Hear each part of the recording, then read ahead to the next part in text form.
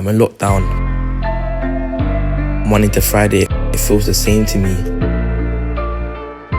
They locked us up and took the key and left us in uncertainty.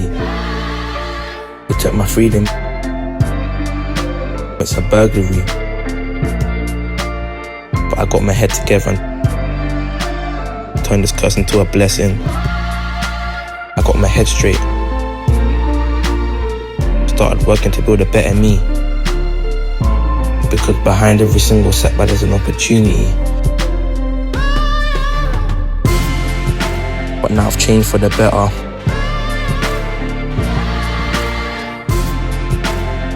And I pray every day for better things.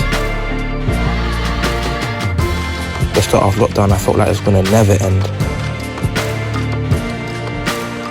So now we're here. This could be the start of the end of everything.